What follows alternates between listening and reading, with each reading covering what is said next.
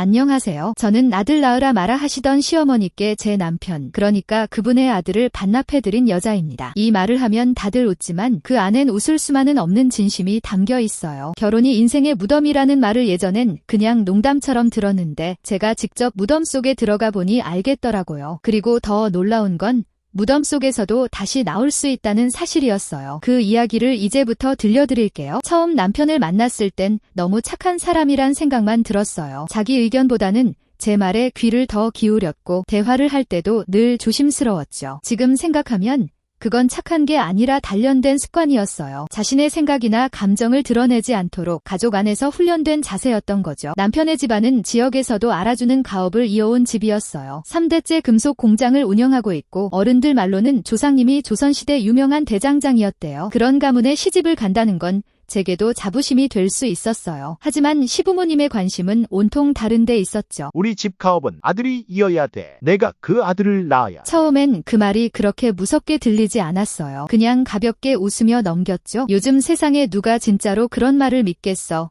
싶었으니까요. 그런데 그게 정말로 진심이었고 일상이었고 숙명이었어요. 시댁에서는 아들을 못 낳은 며느리는 사람도 아니라는 식이었죠. 남편에게는 형이 하나 있었는데 형님은 저희보다 먼저 결혼해서 이미 딸을 하나 두고 있었어요. 그 조카가 얼마나 귀엽고 애교가 많은지 처음엔 저도 그 아이를 보면서 딸도 너무 좋다며 흐뭇해했죠. 형님도 저와 잘 맞는 분이라 금세 자매처럼 친해졌고요. 하지만 시부모님은 아니었어요. 딸을 예뻐하기는커녕 눈에 띄는 것조차 싫어하는 눈치였죠. 딸 낳고 좋아하면 안 돼! 얼른 아들 낳을 생각해야지! 그 말은 형님에게도 했고 나중에는 저한테도 반복해서 들려주셨죠. 아이 성별이 여자가 결정하는 것도 아닌데 모든 책임은 며느리인 저희에게 돌아왔어요. 그때부터였던 것 같아요. 제가 결혼을 무덤이라고 느끼기 시작한 게 식탁 위에 놓인 젓가락 간격까지 간섭하시던 시어머니 실수로 반찬 하나 떨어뜨린 걸로 그렇게 덤벙대면 아들 못 낳는다며 소리치시던 그날들. 저는 그때마다 이렇게 생각했어요. 정말 내가 무슨 죄를 지었기에 이 집에 들어왔을까? 하지만 그때는 아직 이 무덤에서 빠져나올 수 있을 거란 생각은 못했어요. 단지 참고 견디면 언젠가는 인정받을 수 있을 거라 믿었죠. 그 믿음이 얼마나 어리석었는지는 그 후의 날들이 조용히 그리고 잔인하게 가르쳐 주었어요. 첫 아이라 긴장도 많았지만 그만큼 기대도 컸다. 임신 소식을 전했을 때 시댁은 그야말로 잔칫집이었다. 시어머니는 하루도 빠짐없이 태몽 이야기를 꺼냈고 시아버지는 이번엔 틀림없이 아들일 거다며 벌써 이름을 정해놓았다. 임신 후 병원에서 아이의 성별을 확인했을 때 의사는 조심스레 말했다. 딸입니다. 시어머니의 얼굴이 그 자리에서 굳어졌다. 시댁의 기대는 단 하나. 아들이었기 때문이다. 이후에도 몇 달간 시어머니는 태몽이 잘못됐다는 둥, 아직 늦지 않았다는 둥 말도 안 되는 기대를 이어갔다. 그리고 출산 당일 나는 떨리는 마음으로 분만실에 들어갔고 아이가 무사히 태어났다. 그 말이 들리는 순간 눈물이 핑 돌았다. 벅찬 기쁨이었다. 작은 생명이 내 품에 들어온 것만으로도 벅찼고 그 애가 건강하다는 사실이 그 무엇보다 소중했다. 하지만 그 자리에 함께 있었던 시어머니의 얼굴은 딱딱하게 굳어 있었다. 축하의 말 한마디 없이 묵묵히 앉아있더니 중얼거리듯 말했다. 쓸모없는 걸 낳고도 좋아하네! 나는 순간 귀를 의심했다. 방금 막 태어난 아이 앞에서 그게 할 말인가 싶었다. 아이의 얼굴을 제대로 쳐다보지도 않고 시어머니는 병실을 나가버렸다. 며칠간 산후조리원에 머물렀고 그곳에서도 시어머니의 전화는 끊이지 않았다. 그리고 퇴원의 집으로 돌아왔을 때도 마찬가지였다. 인사도 없이 들어오자마자 또 아들 이야기였다. 내가 찾아보고 부적도 써보라 했잖아! 내가 정성을 안 들이니까 이런 결과가 나오는 거지! 아이 성별은 정성으로 되는 게 아니에요. 그냥 확률이에요. 그딴 소리 하니까 복이 달아나지! 이러다 진짜 아들 못 낳아! 그날 이후 나는 아이를 볼 때마다 왠지 모를 죄책감이 들었다. 내가 뭘 그렇게 잘못했기에 이렇게까지 비난을 받아야 하나. 딸이라는 이유로 우리 아이가 쓸모없는 존재가 되는 게 말이 되나 싶었다. 산후조리원에 있을 때도 시어머니는 매일 전화를 걸어 아들 준비는 언제 하느냐고 다그쳤고 시아버지는 딸이라는 걸 안 순간부터 병원에는 발길조차 하지 않았다. 하루하루가 무너지는 기분이었다. 축하 대신 비난, 격려 대신 실망. 나는 점점 이 집안에서 벗어나고 싶다는 마음이 커졌다. 성별에 대한 부담은 점점 커졌고 그 부담은 나를 억압 속에 가두었다. 더 이상 이대로 살아갈 수 없다는 생각이 점점 또렷해졌다. 내 아이가 이런 취급을 받는 세상에서는 나도 제대로 숨 쉴 수 없다는 걸 느끼고 있었던 것이다. 시아버지의 아들 선호는 극단적이었다. 딸이라는 이유만으로 내 존재 자체를 부정하려 했고 그 생각을 고스란히 말과 행동으로 드러냈다. 그 사람에겐 아들만이 후계자였고 여자는 단지 그 아들을 낳기 위한 수단에 불과했다. 딸을 낳고 몸을 겨우 추스린 날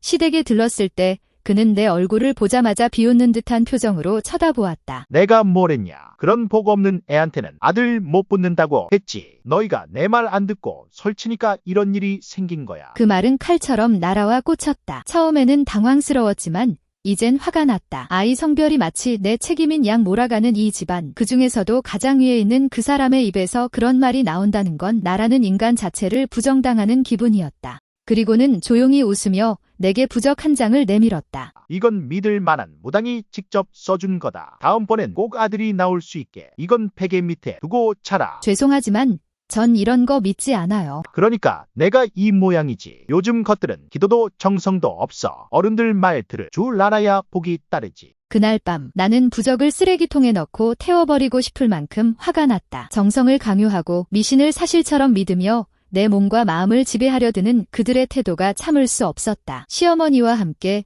시아버지도 같은 믿음을 강요했고 그 믿음이 이 집안의 규칙이자 굴레였다. 내가 낳은 딸은 무사히 세상에 나온 것만으로도 축복이다. 그런데 그 아이가 아들이 아니라는 이유만으로 나 역시 이 집에서 자격 미달로 취급받고 있었다. 그건 미신 이전의 인간에 대한 무시였다. 며칠 후 시아버지는 부적을 들고 다시 찾아왔다. 내가 얼굴을 돌리자 버럭 소리를 질렀다. 어디서 눈을 피해. 너 그 태도 계속되면 진짜 두고 못 본다. 우리 집안을 이어갈 아들을 못 낳으면 넌 그냥 빈 껍데기야. 그 순간 뭔가 확 끊어졌다. 아기를 안고 있는 내 몸은 아직 회복되지 않았지만 마음만큼은 점점 단단해지고 있었다. 시부모의 미신적 믿음과 강요는 더 이상 내게 공포가 아니라 분노로 바뀌고 있었다. 더는 참지 않겠다. 나는 딸아이를 꼭 끌어안으며 속으로 다짐했다. 이 아이를 위해서라도, 나를 위해서라도 이 집안의 미친 틀 속에서 조용히 사라지는 여자가 되지 않겠다고. 며칠이 지났을 무렵이었다. 시어머니는 말도 없이 퇴근길 나를 기다리고 있었고 무작정 차에 태워 어디론가 데려갔다. 어디 가는 길인지 말도 없이 운전만 하던 그 사람은 도착한 곳 앞에서야 조용히 말했다. 신녀님 뵈러 가자. 이번엔 제대로 정성을 들여야 해. 눈앞에 펼쳐진 곳은 벌건 인테리어, 요란한 장식, 그리고 뻘건 한복을 입은 무당이 앉아있는 방이었다. TV에서나 보던 그런 모습 그대로였다. 나는 멈춰 선 채로 한참을 고민했다. 이게 정말 현실인가? 딸을 낳았다는 이유 하나로 여기까지 끌려온 것 자체가 황당했다. 시어머니는 이미 무릎을 꿇고 무당 앞에 앉아 있었다. 신녀님, 우리 집에 아들이 들어와야 합니다. 이 며느리가 꼭 아들을 낳게 해주세요. 그래, 내가 보니 어릴 때 큰 나무가 집에 있었겠구먼. 없었습니다. 시골에서 살았는데 나무랄 게 없었어요. 그럼 물가 근처에서 자랐겠구먼. 물과 상극이니 그게 문제야. 그것도 아니에요. 오히려 물에서 잘 놀았는데요. 별명이 물개였어요. 무당은 당황한 눈치를 잠시 보이다가 얼른 말을 돌렸다. 있었으면 큰일 날 뻔했어. 관상이 괜찮네. 정성만 들이면 아들 낳을 수 있겠어. 부적 써줄 테니 꼭 몸 가까이에 지니게. 시어머니는 눈물을 글썽이며 부적을 받아 들었다. 나는 황당함을 넘어서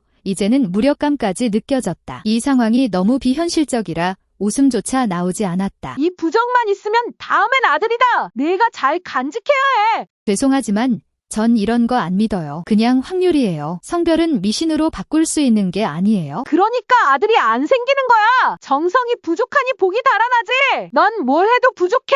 그 순간 마음 깊은 곳에서 뭔가 하나가 툭 하고 끊어지는 소리가 들렸다. 이 사람은 내가 아니라 내가 낳을 수 있는 자들만을 며느리로 인정하는구나. 나는 조용히 자리에서 일어났다. 시어머니가 뭐라고 뒤에서 부르든 다시 돌아볼 마음이 들지 않았다. 어쩌면 이 순간이 내 인생에서 아주 중요한 전환점일지도 모른다는 예감이 들었다. 딸을 낳고 약 1년쯤 지났을 무렵 또다시 임신 소식을 알리게 되었다. 처음엔 나도 모르게 기대가 됐다. 이번엔 시부모님이 조금은 달라졌을까? 딸이라는 이유만으로 받은 상처를 반복하지 않기를 바랐다. 하지만 두 번째 아이의 성별이 확인되는 순간 모든 기대는 무너졌다. 딸입니다. 이번에도 건강하게 잘 자라고 있어요. 작은 생명이 또 찾아와 준 것만으로도 감사했고 첫째와 함께할 동생이 생긴다는 사실이 기뻤다. 그런데 그 기쁨은 병원 문을 나서기도 전에 무너졌다. 시어머니는 결과를 듣자마자 목소리를 높였다. 또하니 내가 전생에 나라를 팔아먹었니? 어떻게 둘 다? 나는 조용히 고개를 숙였지만 마음은 이미 심하게 흔들리고 있었다. 마치 내가 일부러 아들을 피해서 딸을 낳기라도 한 듯.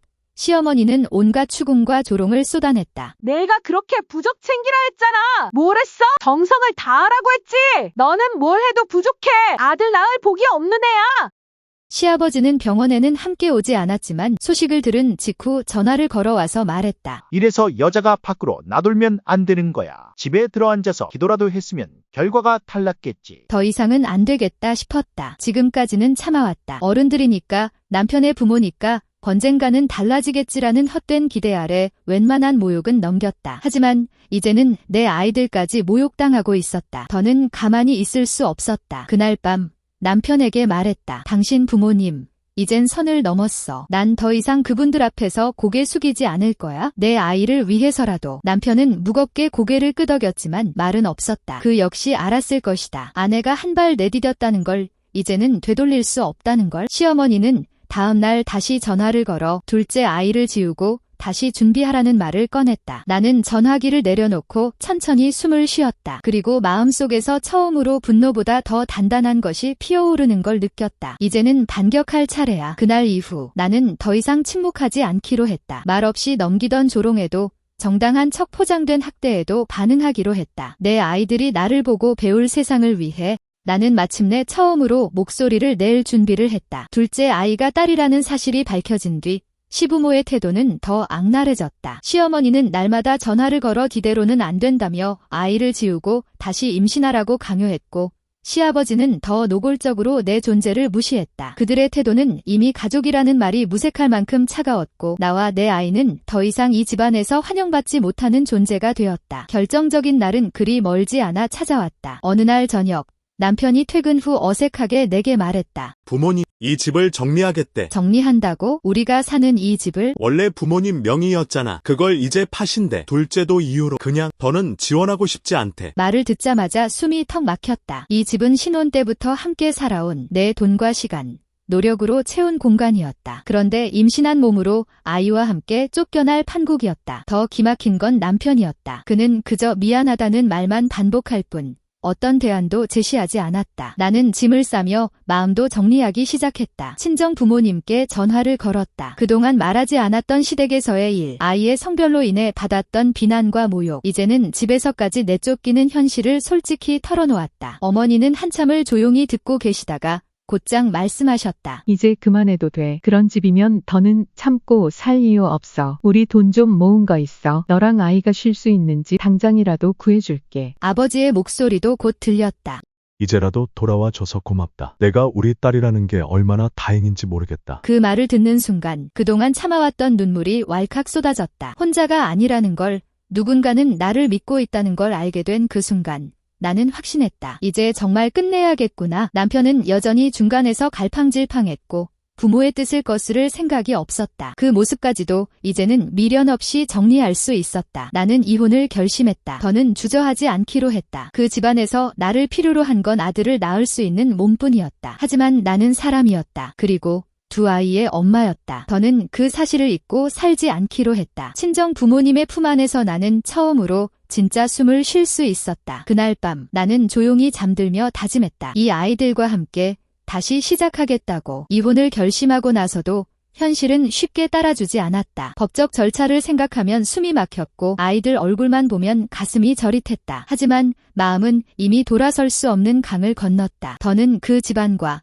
그 사람과 함께 할 수 없다는 걸 나는 너무도 분명히 알고 있었다. 그러던 어느 날 우편함을 열자 낯선 서류 봉투 하나가 눈에 띄었다. 열어보니 몇 장의 사진이 툭툭 쏟아졌다. 낯익은 남자와 낯선 여자가 다정하게 손을 맞잡고 웃고 있었고 배경은 익숙한 어린이집 근처였다. 여자는 다름 아닌 우리 딸이 다니는 반 선생님이었다. 2살이 된 딸은 이제 막 어린이집에 적응해 가는 중이었다. 그 순간 모든 게 퍼즐처럼 맞춰졌다. 남편이 아침마다 아이를 데려다주며 한껏 들뜬 얼굴로 돌아오던 이유, 휴대폰을 손에서 놓지 않던 버릇, 잦아진 야근, 다 거짓이었다. 이제야 알겠네. 누굴 속였는지, 얼마나 우습게 봤는지. 밤이 되자 남편은 아무 일도 없었다는 듯 퇴근해왔다. 나는 말없이 그에게 사진들을 내밀었다. 처음엔 당황하더니 곧 무릎을 꿇고 말했다. 한순간의 실수였어. 그냥 힘들어서 그랬어. 미안해. 다시는 안 그럴게. 그 말에 울컥하고 싶은 마음도 있었지만 나는 더 이상 흔들리지 않았다. 지금껏 살아온 내 모든 날이 그 실수보다 훨씬 더 참기 힘들었다. 그는 내가 견뎌온 시간 앞에서 너무도 가볍고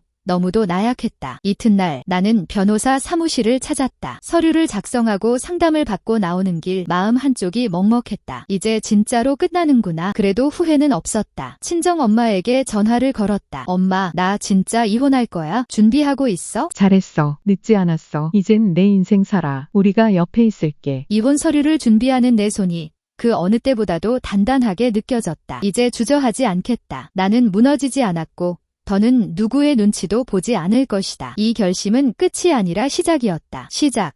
나를 위한 인생의 첫걸음. 이제는 물러서지 않겠다는 결심이 선명해졌다. 더 이상 감정에 휘둘리지 않기로 했다. 나는 나를 지키기 위해 그리고 아이의 미래를 위해 움직였다. 법의 힘을 빌리기로. 이미 변호사와 함께 이혼 서류를 준비한 나는 이번엔 위자료와 재산 분할 소송을 위한 증거 자료들을 정리했다. 사진, 문자, 블랙박스 영상까지 모든 자료를 변호사에게 전달했다. 충분합니다. 위자료와 재산 분할 모두 요구할 수 있어요. 바로 시작하죠. 나는 고개를 끄덕였다. 이제 주저할 이유가 없었다. 소송은 생각보다 길었다. 남편 측은 처음엔 잡아떼고 상간녀는 직장을 그만둔 채 연락을 끊었다. 하지만 증거는 확실했다. 결국 그들도 점점 입을 닫아갔다. 재판 마지막 날 판결이 내려졌다. 남편과 상간녀는 위자료를 지급해야 했고 재산 분할에서도 내 몫은 온전히 인정되었다. 아이의 양육권 역시 나에게로. 법원 문을 나서며 나는 처음으로 마음속 짐이 조금 가벼워진 걸 느꼈다. 이겼다는 생각보다 이제야 진짜 나와 아이를 지킬 수 있게 됐다는 안도감이 더 컸다. 친정집으로 돌아가는 길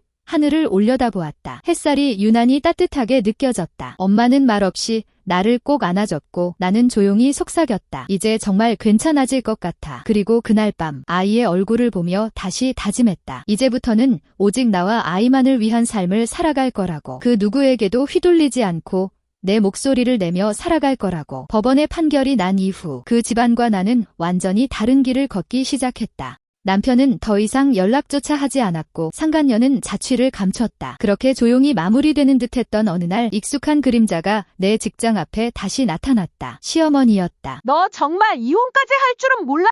우리가 뭐 그렇게 잘못했니? 나는 한숨을 길게 내쉬며 말했다. 그동안 저한테 하셨던 말들 기억은 하세요? 딸을 낳은 날부터 쓸모없다고 했던 말, 아들 낳을 때까지 다시 임신하라고 했던 말들 다 기억하고 계세요? 시어머니는 순간 움찔했지만 곧 얼굴을 굳혔다. 그건 다 내 미래를 위해서였어. 아들 낳으면 우리 집안이 널 다 책임져 주려 했잖니. 저는 사람이에요. 아들 낳는 도구가 아니고요. 엄마이기도 하고 제 삶의 주인이기도 해요. 그걸 모르셨죠. 그 말에 시어머니는 처음으로 내 눈을 제대로 마주보았다. 하지만 더는 예전처럼 내가 물러나지 않으리라는 걸 알았는지 아무 말도 하지 못하고 돌아섰다. 며칠 뒤 지인으로부터 들은 소식은 뜻밖이었다. 아주버님도 시부모와 연락을 끊었다는 것. 형님은 결국 이혼을 결심했고 재산을 정리해 외국으로 떠났으며 아주버님은 지방에서 새 삶을 시작했다 했다. 이제 시부모 곁엔 아무도 남지 않았다. 시어머니는 마을 사람들에게도 손가락질을 받기 시작했고 시아버지는 사람들 앞에 나오는 걸 꺼리게 됐다. 누구도 찾아오지 않는 집, 조용한 식탁,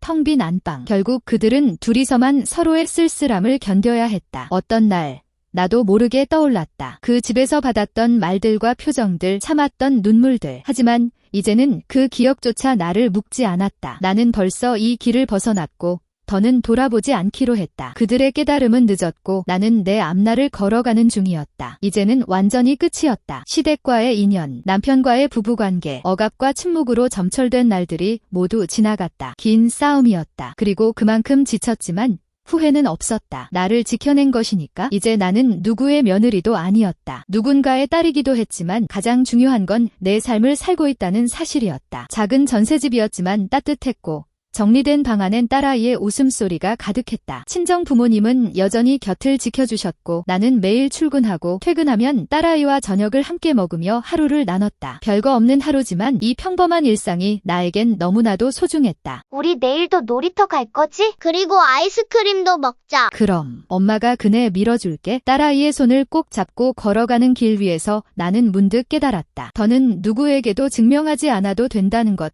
사랑받을 자격이 있다는 걸 의심하지 않아도 된다는 것. 햇살이 따뜻하게 내리쬐는 오후였다. 꽃이 피고 바람이 부는 계절. 나는 마침내 내 인생의 주인이 되어 있었다. 이제야 진짜 나로 살고 있다는 실감이 들었다. 그동안 잃어버렸던 나를 나는 다시 찾았다. 그리고 그 나와 함께 딸아이의 손을 잡고 앞으로 걸어갈 것이다. 더는 흔들리지 않고 더는 눈치 보지 않고 내가 원하는 삶을 향해 이제 진짜 인생이 시작되었다.